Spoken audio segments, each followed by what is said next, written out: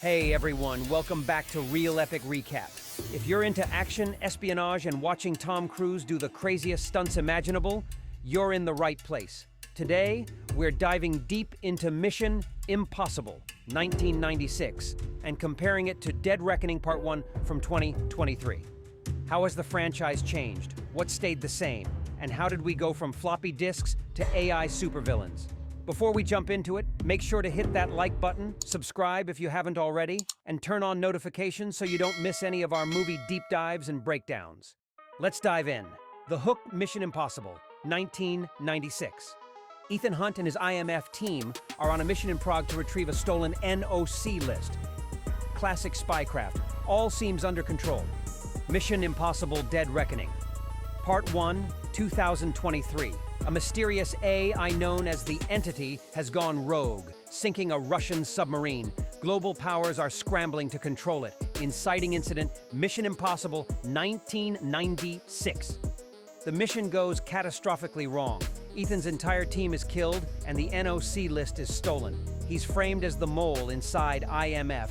Mission Impossible Dead Reckoning, Part 1, 2023. Ethan is tasked by IMF to intercept part of a key that can control the entity. He learns its power and stakes, AI that can manipulate all digital systems. Plot point 1. Mission Impossible 1996. Ethan goes rogue. He escapes capture and reaches out to former disavowed agents to form his own team to clear his name and uncover the real traitor. Mission Impossible Dead Reckoning. Part 1, 2023. After stealing one half of the key, Ethan realizes the danger the entity poses. He goes rogue again to prevent any nation from controlling it. Midpoint, Mission Impossible 1996. Ethan discovers that Jim Phelps, his presumed dead mentor, is actually alive and is the mole who framed him. This upends Ethan's trust and changes his goal from survival to exposing Phelps.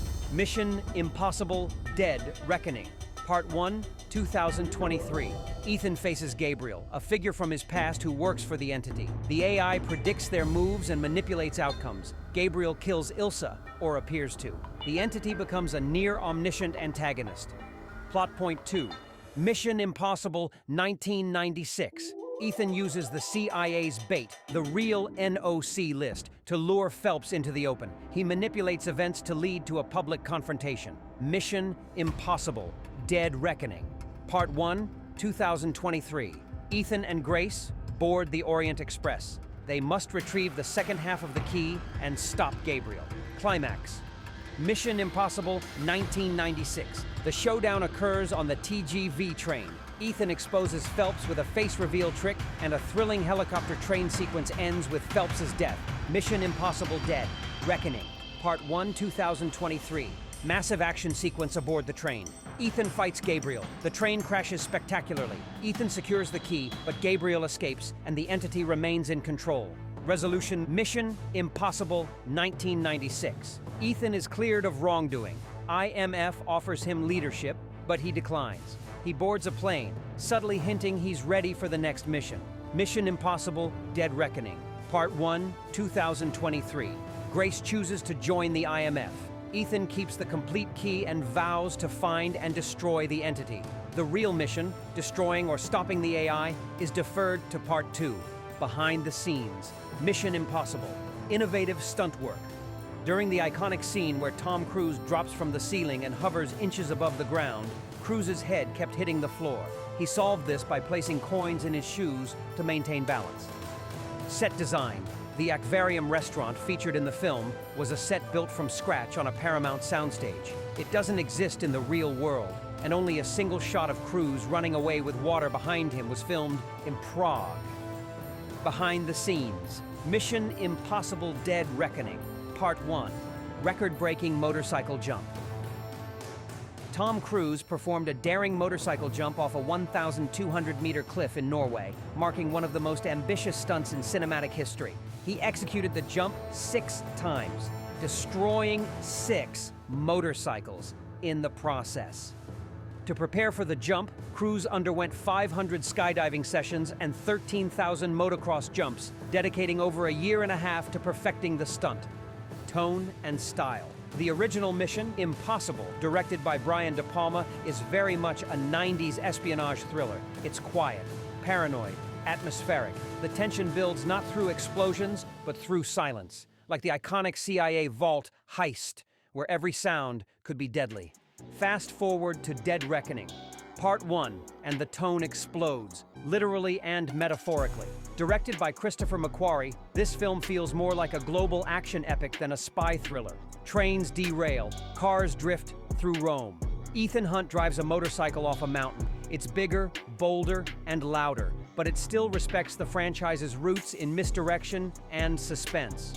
In Mission Impossible, 1996, the threat is deeply personal. Ethan Hunt is framed for the murder of his team. The danger is betrayal from within. He doesn't know who to trust. It's classic Cold War-style intrigue. Dead Reckoning. Part 1, on the other hand, tackles a very 21st century fear: artificial intelligence. The villain is the Entity, a rogue AI with godlike power capable of manipulating information and reality itself. The danger isn't just to Ethan. It's global, existential. So the first film is about a man trying to survive betrayal. The latest is about humanity trying to survive a digital apocalypse, then versus now. Let's talk about Ethan Hunt himself. In the 1996 film, Ethan is young, resourceful, and reactive. He's not the leader yet, he's a survivor. When his team dies, he's left scrambling to piece together who set him up. There's fear in his eyes. He's not invincible.